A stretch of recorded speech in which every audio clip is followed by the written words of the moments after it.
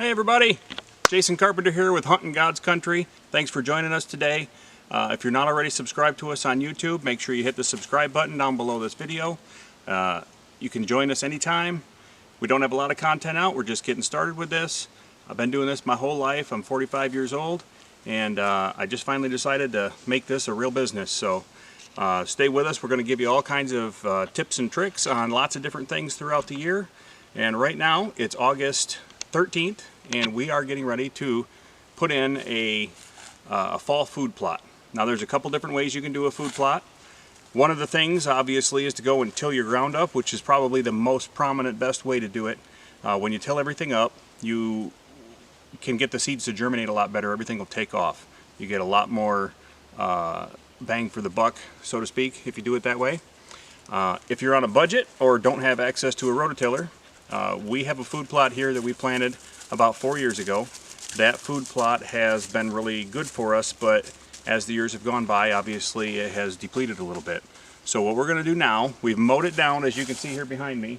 We've got about a half an acre here, maybe just over half an acre, and we have mowed it right down to a very short height, about 3 inches, so we can get the seed to cover fully, get everything down on the ground.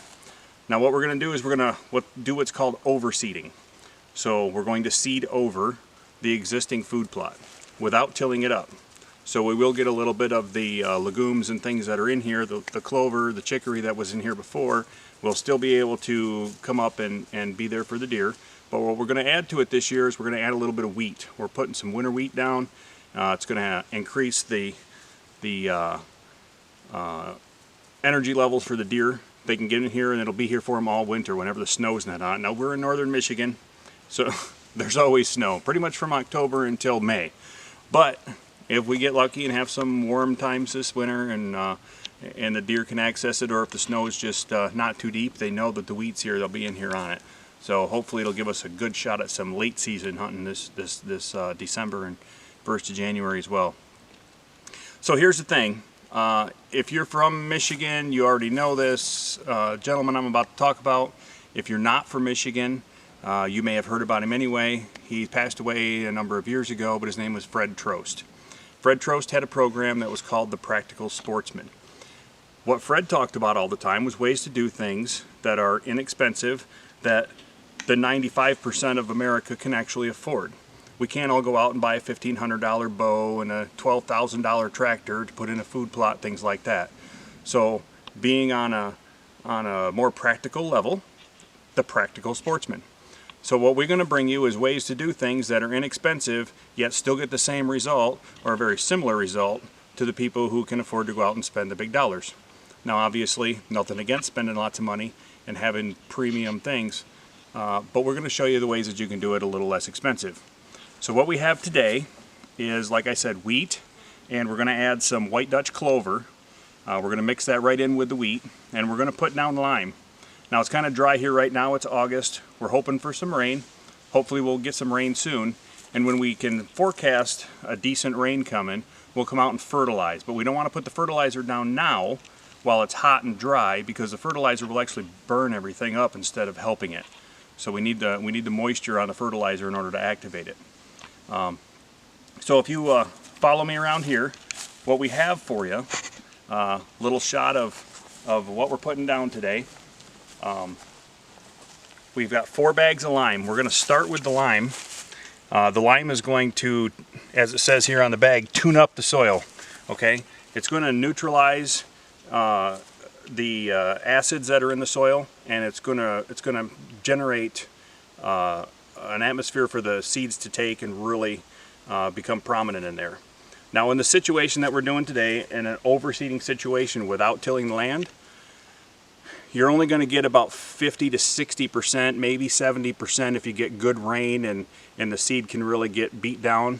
But when you're overseeding and not being on fresh raw soil, you're not going to get everything to germinate. So we're going to get 50 to 60%, I'm going to say. If we get real lucky, we'll get a little better. But 50 to 60% of the seed that we put down is actually going to fire up. So what we want to do is everything we can to help it, which obviously is going to start with the lime. So we're going to put lime down first on the whole food plot, before we go back and seed over it with the wheat and the white Dutch clover.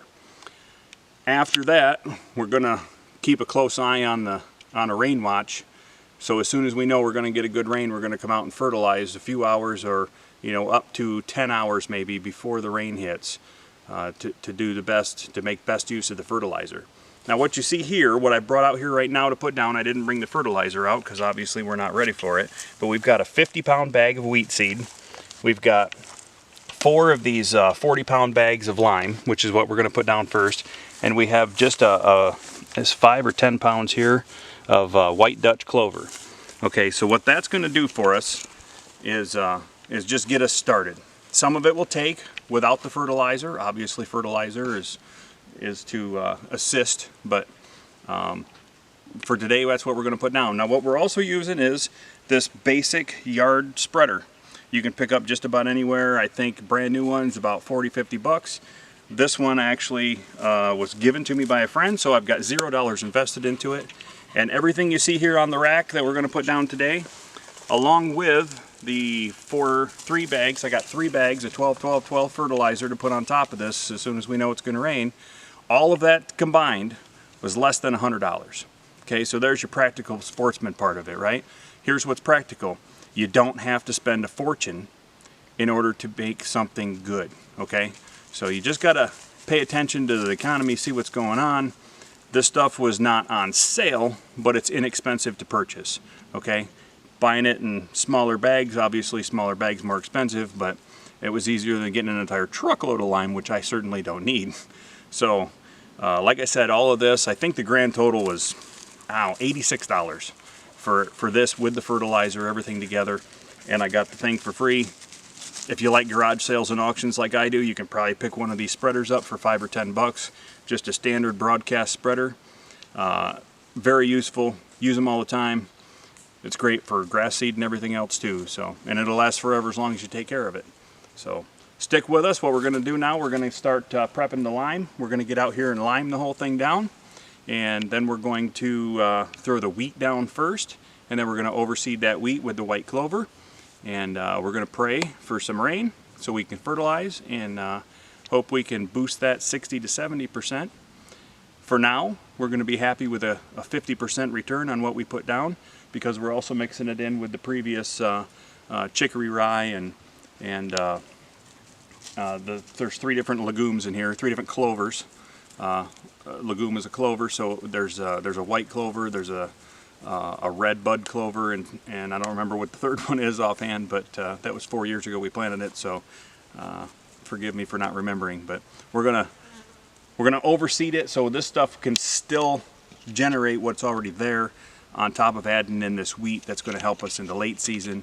And then in the spring, we'll see how everything's looking and how it does this fall, but in the spring there's a good chance that we'll till the whole thing and seed a brand new spring food plot that's going to give us great foliage throughout the whole summer, so we can get good development for the deer, give the deer a little more nutritional benefit, as well as obviously get them here to stay on our property. Our tract that we have here is 20 acres, but it's fairly narrow. It's a half a mile deep and it's only 330 feet wide, but we are adjacent to some federal land, so we want to try to keep the deer in the area, preferably on our property. But well, if we can give them anything that they need here, along with a couple of little ponds that we've put out here, just a couple little landscape pools, that's going to give us a really best shot at keeping the deer around. Lots of bedding available around here. As you can see, the area around us is very thick, especially right now with the foliage on. You can't even see into a lot of it. So it's just really good territory for the whitetail. And we also have some black bears, so we don't want them to go hungry either, as long as they're not eating our legs. All right, so let's get started. We're going to go ahead and put down put some lime up into our spreader and start laying it down.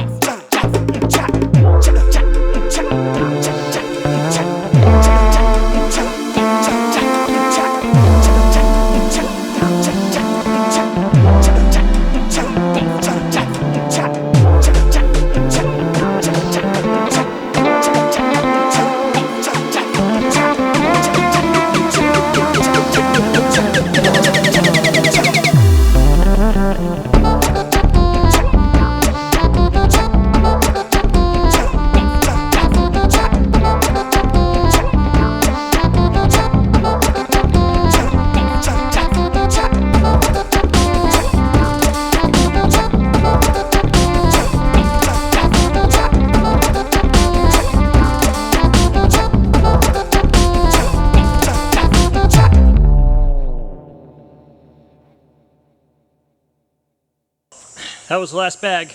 Now for the fun part, the waiting game. And I gotta go check the trail camera and take a shower now. Well, I haven't checked my smarty phone yet because I know it's smarter than I am, but I feel like I just walked about 10 miles seeding this half acre. But we put down all of the lime, put down all the wheat, and didn't get quite enough of the white Dutch clover. But I got the essential area right out in the middle, right where I want them to participate with my happiness this fall. So if all goes well, we'll get a little rain, we'll get the rest of that fertilizer on here, and we'll keep a good eye on this food plot. We'll monitor it for you, and we'll bring you back some live action to show you how it's doing. I feel good about it. It was a good day. Lots of good looking areas out there. So thanks for tuning in. Stick with us. Catch the next episode while I learn how to speak, and we'll be here for you. Hunt in God's Country. 4 words, huntingodscountry.com. You could email us at huntingodscountry@gmail.com. Check us out on Instagram at huntingodscountry. And we'll see you next time around. Thanks. Hope you enjoyed it. Good luck with your food plots. Any questions, send me an email. See ya. Whoa, whoa, whoa. Don't go away yet. There's a couple things I forgot. First of all, sometimes your adventures lead to some really cool things. This is a crossbow bolt that my son shot last fall. Now that we've mowed the food plot down so we could seed over it, we found it. So we just saved about 30 bucks for this year. On top of that, I forgot to tell you, make sure you subscribe. Click the button below, subscribe so you can catch all of our info as it comes out. As soon as something's released, it'll pop up on your feed, your notifications will say, hey, Huntin' God's Country's got a new post, check it out. Alright, make sure you click the bell, stick with us, it's going to be a fun fall and a great winter. See ya.